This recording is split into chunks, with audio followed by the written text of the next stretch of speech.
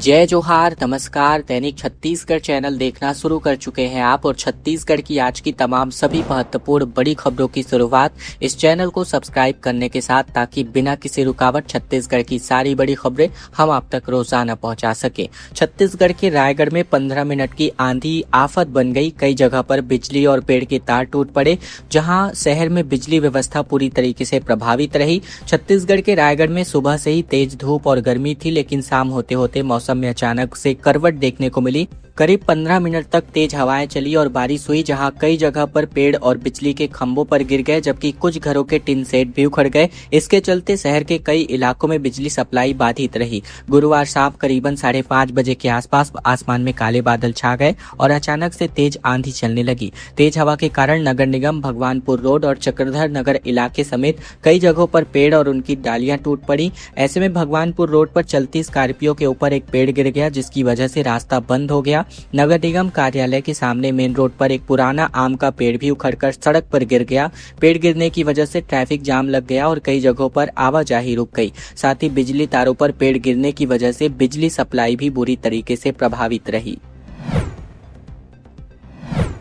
सीतामढ़ी धाम में 184 कुंडीय नवतपा महायज्ञ जारी है। जंगलों के बीच वैदिक मंत्र गूंजा जा रहा है। हजारों श्रद्धालु लगातार पहुंच रहे हैं। मनेन्द्रगढ़ चिरमिरी भरतपुर जिले के जनकपुर क्षेत्र के अंतर्गत स्थित सीतामढ़ी धाम में 184 कुंडीय नवतपा महायज्ञ का भव्य आयोजन किया जा रहा है। भरतपुर विकासखंड के ग्राम घघरा में 25 मई से शुरू हुआ यह 9 दिवसीय धार्मिक आयोजन आगामी 3 जून तक चलने वाला है। आयोजन में श्रीमद देवी पुराण, भागवत कथा, अखंड श्री राम नाम संकीर्तन, इसके अलावा वाल्मीकि रामायण पाठ, रामलीला और संत सम्मेलन जैसे कार्यक्रम हो रहे हैं। घने जंगलों के बीच स्थित सीतामढ़ी धाम को राम वन पथ गमन से जुड़ा पवित्र धार्मिक स्थल माना जाता है। स्थानीय मान्यताओं के अनुसार वनवास काल के दौरान भगवान श्री राम, माता सीता और लक्ष्मण ने यहाँ विश्राम किया था। यही वजह है कि यह स्थल क्षेत्र में आस्था और सनातन संस्कृति का प्रमुख केंद्र माना जाता है।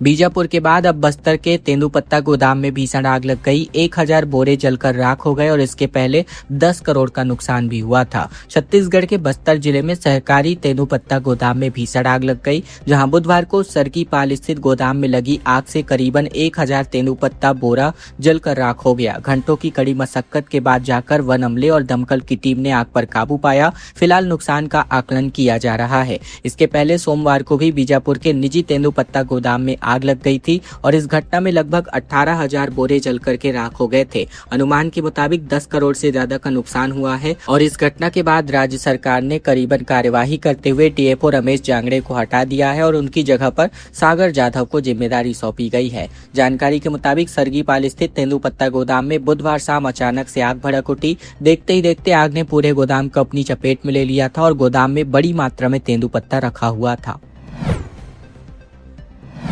पुलिस ने बदमाश का जुलूस निकाला, कान पकड़कर उठक बैठक कराई। सीतामढ़ी चौक पर पुरानी रंजिश में युवक को घेरकर लात और घूंसों से पीटा गया था। छत्तीसगढ़ के कोरबा में सीतामढ़ी चौक पर दहशत फैलाने वाले 3 बदमाशों पर कोतवाली पुलिस ने सख्त कार्यवाही की है। पुलिस ने आरोपी नागेश मद्रासी समेत 3 युवकों को गिरफ्तार कर उनके ही इलाके में जुलूस निकाला है। इस दौरान उनसे गुंडागर्दी नहीं करेंगे, गुंडागर्दी करना पाप है जैसे नारे लगवाए गए और चौक पर कान पकड़कर उठक बैठक भी कराई गई। यह कार्यवाही कुछ दिन पहले सीतामढ़ी चौक पर हुई मारपीट की घटना के बाद की गई है। पुलिस रंजिश के चलते सीतामढ़ी रमेश गली निवासी रोशन शर्मा को 15 से 20 लड़कों ने बीच सड़क पर घेरकर लात और घूंसों से पीटा था। इस घटना का वीडियो सोशल मीडिया पर जमकर वायरल हुआ था, जिसकी वजह से लोगों में काफी आक्रोश था। मामले की गंभीरता को देखते हुए कोतवाली पुलिस ने तत्काल कार्यवाही की। शिकायत के आधार पर पुलिस ने आरोपियों की पहचान की और दबिश देकर नागेश मद्रासी समेत 3 युवकों को गिरफ्तार कर लिया। इस मामले में अब अन्य फरार आरोपियों की तलाश अभी भी जारी है।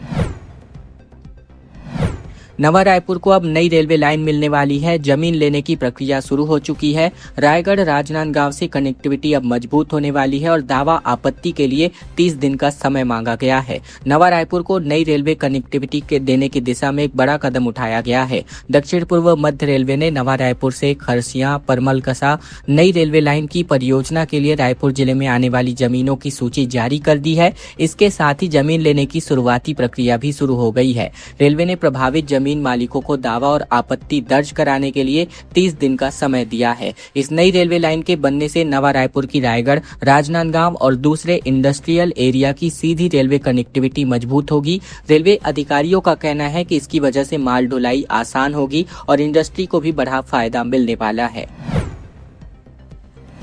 गौरेला में कृष्णा टॉकीज के पास दिखा भालू, रिहायशी इलाके में भीड़ जुटी, वीडियो बनाते रहे लोग जबकि वन विभाग रेस्क्यू में लगा हुआ है। गौरेला पिंडरा मरवाही जिले के गौरेला स्थित कृष्णा टॉकीज परिसर के पास एक जंगली भालू देखा गया। रिहायशी इलाके में भालू के पहुंचने की सूचना मिलते ही स्थानीय लोगों ने वन विभाग को इसकी जानकारी दी। यह भालू गौरेला पुलिस थाना के पास होटल में टेम्पल ट्री से सटी हुई रिहायशी कॉलोनी में देखा गया। निवासियों ने इसकी सूचना दी, जिसके बाद वन विभाग के कर्मचारियों से भालू पर नजर रखने का अनुरोध किया गया।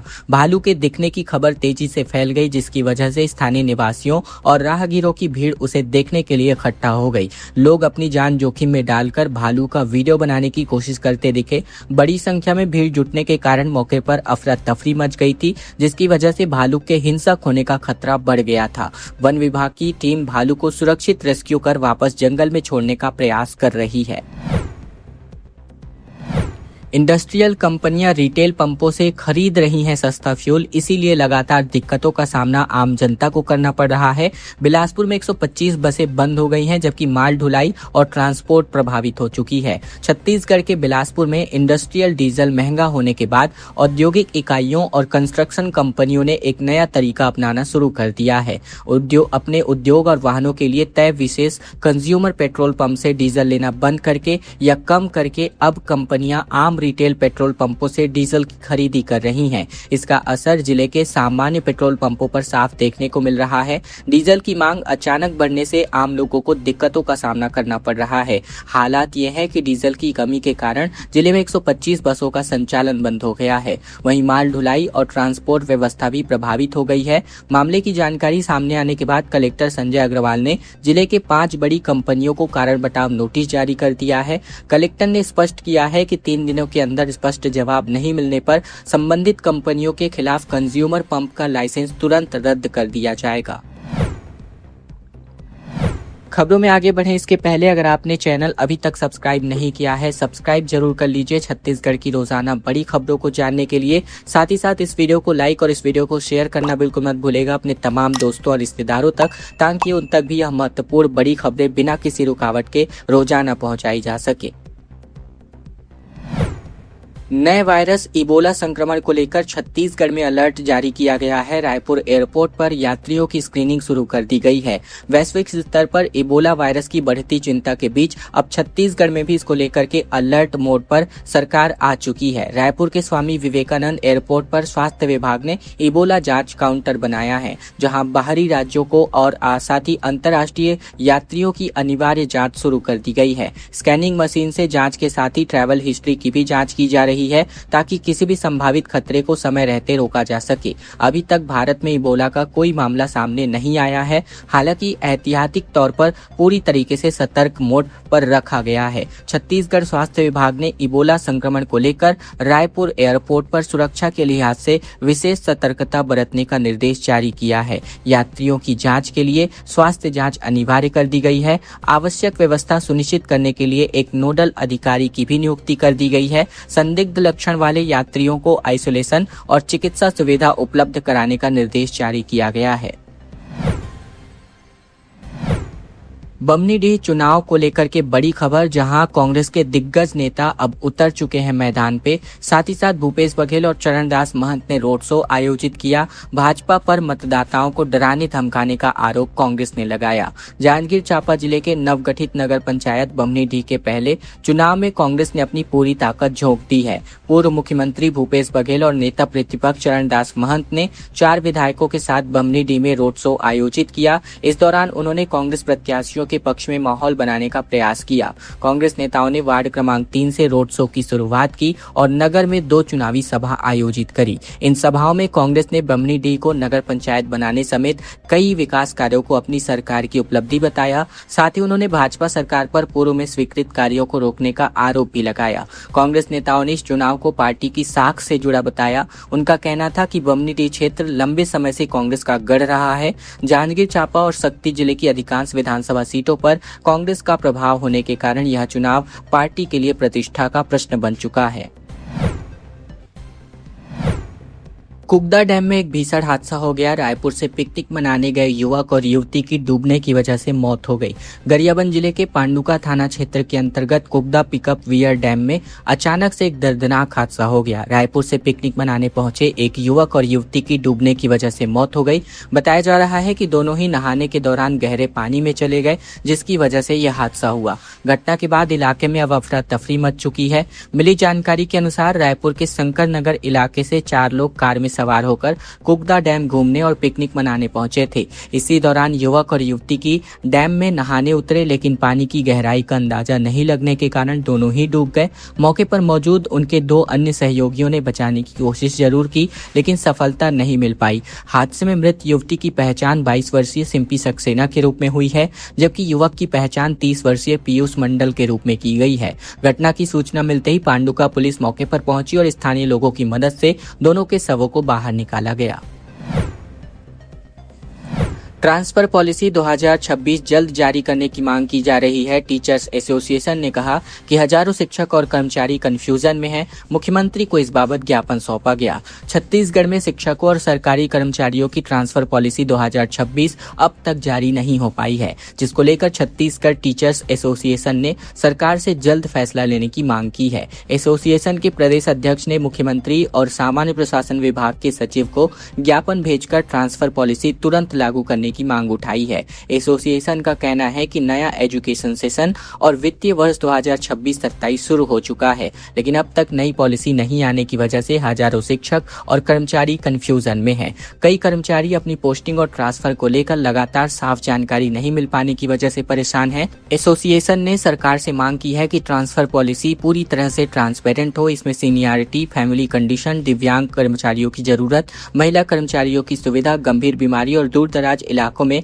लंबे समय से काम कर रहे कर्मचारियों को प्राथमिकता जैसे पॉइंट्स साफ तौर पर शामिल किए जाएं। भिलाई स्टील प्लांट से 1 करोड़ का लोहा चोरी करने का मामला उजागर हुआ है। फ्लाई एश के नीचे छिपाकर ले जाया करते थे। 4 अरेस्ट हुए हैं। वाहन समेत 3 करोड़ का माल जब्त हुआ है। छत्तीसगढ़ के दुर्ग जिले में स्थित भिलाई स्टील प्लांट में 250 टन लोहे की चोरी हो गई है, जिसकी कीमत करीबन 1 करोड़ रुपए है। पुलिस ने हथखोज और अलकारोडी इलाके में एक गोदाम से चोरी का लोहा जब्त किया है। मामला भिलाई 3 थाना क्षेत्र का है। बताया जा रहा है कि फ्लाई एश के नीचे लोहा छिपाकर प्लांट से बाहर निकाला जा रहा था, लेकिन किसी को इसकी भनक तक नहीं लगी। प्लांट की सुरक्षा में सीआईएसएफ के जवान तैनात रहते हैं। इसके अलावा पूरे परिसर में सैकड़ों सीसीटीवी कैमरे लगे हुए हैं। पुलिस को शक है कि अंदरूनी मिलीभगत की वजह से ही यह संभव हो पाया। इस मामले में पुलिस ने 4 आरोपियों को गिरफ्तार किया है। पुलिस जांच में सामने आया है कि आरोपी पिछले 4 से 5 महीने से लगातार लोहे की चोरी किया करते थे। आरोपियों के कब्जे से तकरीबन 250 टन लोहे का प्लेट और बीम कटिंग जब्त की गई है, जिसकी कीमत तकरीबन 90 लाख रुपए है। वहीं वाहनों समेत कुल मिलाकर करीबन 3 करोड़ 22 लाख रुपए की संपत्ति जब्त की गई है। हसदेव में केते एक्सटेंशन माइंस को मंजूरी दे दी गई है। सिंहदेव ने कहा कि रामगढ़ को इसकी वजह से खतरा होगा। कहा खदान में 7 लाख से अधिक पेड़ कटेंगे। बता दें छत्तीसगढ़ के सरगुजा जिले के हसदेव क्षेत्र में केते एक्सटेंशन खदान को केंद्र सरकार के विरोध के बाद मंजूरी दे दी गई है। पूर्व डिप्टी सीएम टीएस सिंहदेव ने कहा कि इस खदान की वजह से रामगढ़ का पहाड़ और राम मंदिर पर खतरा पैदा हो सकता है। उन्होंने यह भी स्पष्ट किया कि यहाँ करीबन 7 लाख से ज्यादा पेड़ काटे जाएंगे। उन्होंने आरोप लगाया कि विधानसभा के संकल्प की अनदेखी करते हुए एक कंपनी विशेष को लाभ पहुंचाने के लिए यह मंजूरी दे दी गई है। पूर्व डिप्टी सीएम टीएस सिंहदेव ने कहा कि राजस्थान विद्युत उत्पादन निगम लिमिटेड को आवंटित केते एक्सटेंशन कोल ब्लॉक में 99% हिस्सा हसदेव अरण्य के संरक्षित और घने वन क्षेत्र का है, जहां 1742 हेक्टेयर वन भूमि प्रभावित होगी और इसकी वजह से लगभग 7 लाख से अधिक पेड़ों की बलि दी जाएगी। बड़ी खबर माओवादियों को लेकर, जहां इनका हथियार का कारखाना ध्वस्त किया गया है। महाराष्ट्र के गढ़चिरौली और छत्तीसगढ़ के नारायणपुर जिले की पुलिस का माओवादी विरोध अभियान में एक बड़ी सफलता हाथ लगी है। आत्मसमर्पण कर चुके माओवादियों से मिली गोपनीय सूचना के आधार पर चलाए गए संयुक्त अंतर्राज्यीय अभियान में सुरक्षा बलों ने गढ़चिरौली नारायणपुर सीमा के घने जंगलों में संचालित किए जा रहे माओवादियों के हथियार निर्माण केंद्र का भंडाफोड़ करते हुए भारी मात्रा में हथियार, विस्फोटक और शस्त्र निर्माण प्रकार की सामग्री बरामद की है। अभियान के दौरान बरामद किए गए कई खतरनाक सामग्रियों को घटनास्थल पर ही नष्ट कर दिया गया। यह कार्यवाही ऑपरेशन अंतिम प्रहार के अंतर्गत की गई। अभियान के दौरान सुरक्षा बलों ने माओवादियों के बड़े हथियार भंडार का पता लगाते हुए एक INSAS rifle, 2 single shot rifle, 2 12 bore rifle तथा 18 जिंदा कारतूस बरामद किए हैं। खबरों का सिलसिला बस यही तक का था। अगर आपको यह वीडियो अच्छा लगा तो वीडियो को एक छोटा सा लाइक कर दीजिए। चैनल पर नए हैं तो चैनल को जरूर से सब्सक्राइब कर लीजिए ताकि बिना किसी रुकावट छत्तीसगढ़ की तमाम सारी बड़ी खबरें हम आप तक रोजाना पहुंचा सके। इस वीडियो को लाइक और इस चैनल को सब्सक्राइब करने के साथ ही इस वीडियो को शेयर करना बिल्कुल मत भूलेगा अपने तमाम दोस्तों और रिश्तेदारों तक, ताकि उन तक भी हम महत्वपूर्ण खबरें बिना किसी रुकावट के पहुँचाई जा सके।